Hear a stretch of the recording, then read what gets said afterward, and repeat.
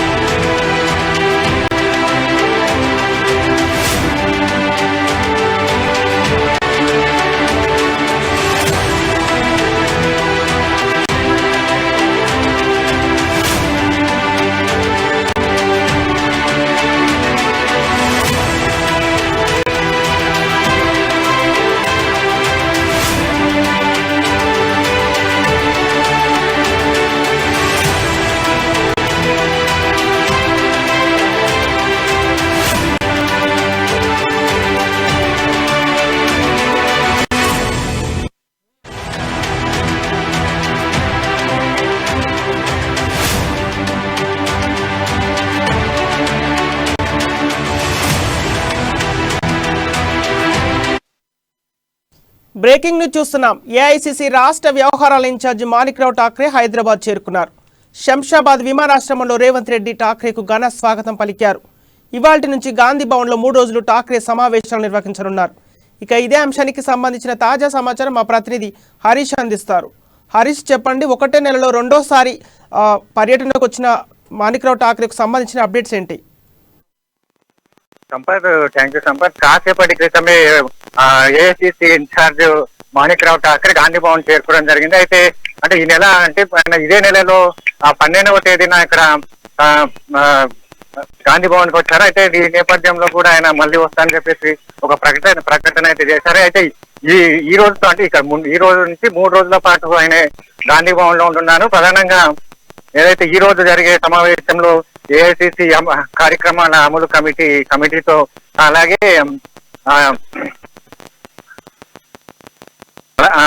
ఇతర PCC president Revanth రెడ్డితో పాటు ఇతర అనుబంధ సంఘాల చైర్మన్లతో కూడా భేటీ అవుతారు. అయితే ఈ నేపథ్యంలో అంటే కాసేపటి క్రితమైన గాంధీ భవన్ చేరుకున్నారు. గాంధీ భవన్ తో ప్రధానంగా ఇక్కడ మధుయాసి గౌడ్, ఏదైతే ప్రచార కమిటీ మధుయాసి గౌడ్, అలాగే ఎన్నికల అమలు కమిటీ మహేశ్వర్ రెడ్డితో పాటు ఇతర నేతలతో సమావేశం, తర్వాత పిసిసి ప్రెసిడెంట్ రేవంత్ రెడ్డితో పాటు సమావేశం అవుతారు. ప్రధానంగా అయితే ఏదైతే కాంగ్రెస్ పార్టీని ఈ నెల 26 నుంచి తీసుకుంటున్న హాస్య జోడో అనే కార్యక్రమాన్ని పైన కూడా ప్రత్యేకంగా దృష్టి సారించినప్పుడు ఈ నేపథ్యంలోనే ఆయన ఇక్కడ జాతీయ టీపీసీసీ ముఖ్య నేతలతో పాటు ఇక్కడ అనుబంధ చైర్మన్లు కావచ్చు, ఇక్కడ సీనియర్ నాయకులుగా ఉండే వాళ్ళంతా కూడా ఈ హాస్య జోడో పైన కూడా ఒక సందేశాన్ని ఇవ్వనున్నారు. అయితే ఈ నేపథ్యంలో గతంలో 12వ తేదీ వచ్చినప్పటికీ అక్కడ సీనియర్లు అంటే ఇక్కడ జగ్గారెడ్డి కావచ్చు, అలాగే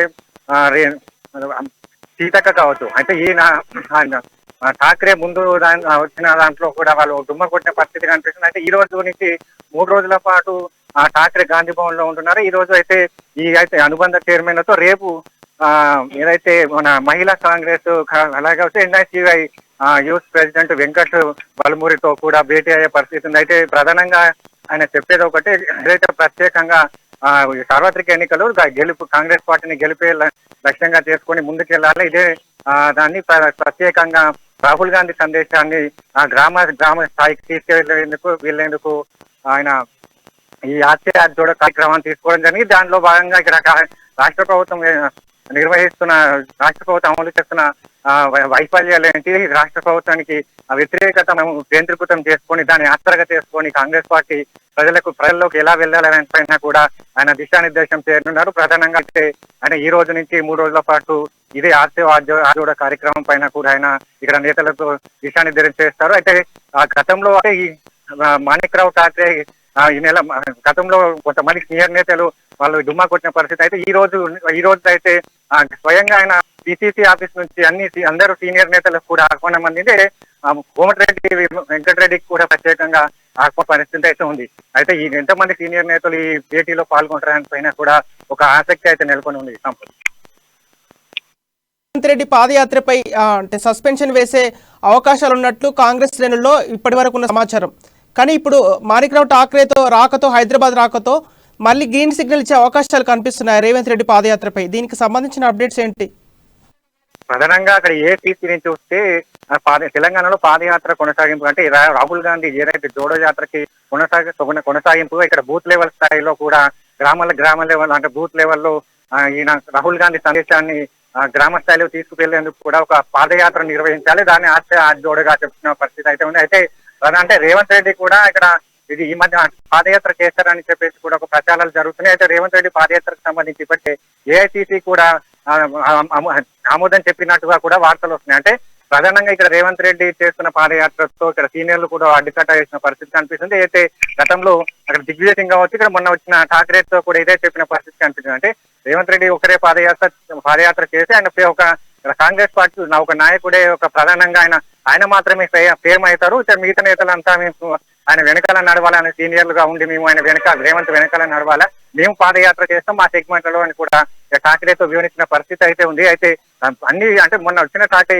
పూర్తిగా సీనియర్లతో మాట్లాడిన ఆ నివేదికను సైతం అధిష్టానానికి అందించింది. అయితే అదే నివేదికను అధిష్టానం సూచించిన సూచనలను కూడా ఆయన అంటే ఈ 3 రోజుల పర్యటనలో ఇక్కడ ఆర్సీ జోడోతో పాటు ఈ ఒక నెల కార్యక్రమం ఉంటుంది. ఆర్సీ జోడో దీని తర్వాత రేవంత్ రెడ్డి పాదయాత్ర ఉంటుందా ఉన్న దానిపైన కూడా ఈ 3 రోజులు ఒక క్లారిటీ వచ్చే అవకాశం కనిపిస్తుంది.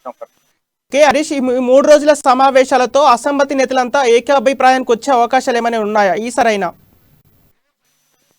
ప్రధానంగా తెలంగాణ అసంతృప్తులతో అసమ్మతి తెగలతో ఈ కాంగ్రెస్ పార్టీలో నెలకొన్న సందర్భంలో దిగ్విజయ్ సింగ్ వచ్చారు. దిగ్విజయ్ తర్వాత అధిష్టానం అంటే మాణిక్యం ఠాగూర్ ని ఒక ప్రధానంగా సీనియర్లు టార్గెట్ చేసిన పరిస్థితి కనిపించింది. అయితే దిగ్విజయంగా వివరించినట్టుగా మాణిక్యం ఠాగూర్ మారిస్తే ఈ అసమ్మతి కొంచెం తగ్గుతుంది. సీనియర్లను కూడా ఇక్కడ వాళ్ళు చెప్తున్న పరిస్థితి అయితే దీని అంటే అధిష్టానం కూడా సీనియర్లు చెప్పిన దానిపైన కూడా ఇక్కడ మాణిక్రావు ఠాక్రేను ఇన్ఛార్జ్ గా పెట్టడం జరిగింది. అయితే అంటే సీనియర్లు గతంలో అంటే మాణిక్రావు ఠాక్రేతో కూడా సపరేట్ గా 1-to-1 గా భేటీ అయిన పరిస్థితి అయితే ఉంది. అయితే వీళ్ళు ప్రధానంగా మాణిక్యం ఠాగూర్ అంటే రేవంత్ రెడ్డి ఇష్యూ పైన కూడా రేవంత్ రెడ్డి ఏకపక్ష నిర్ణయాలు తీసుకుంటున్నాడు. రేవంత్ రెడ్డి నిర్ణయాలే ఫైనల్ గా మేము ఏం చెప్పినా కూడా మాకు ఎలాంటి పిలుపు ఉండదు గాంధీ భవన్ నుంచి అని కూడా ఇక మాణిక్రావు ఠాక్రే చెప్పిన పరిస్థితి అయితే ఉంది. అంటే మాణిక్రావు ఠాక్రేకు ప్రధానంగా సీనియర్లను బుజ్జగించే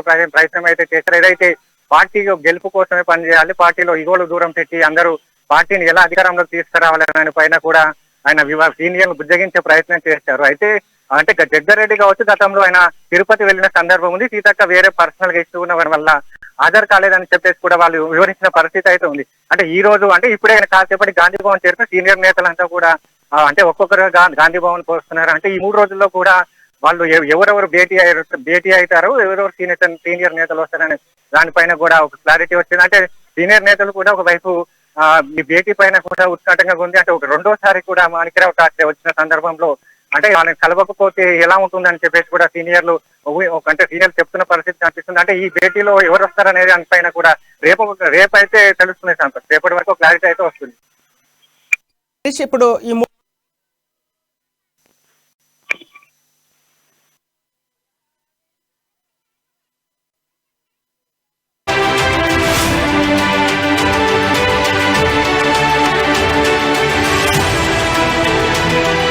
ఓకే, థ్యాంక్ యూ హరీష్.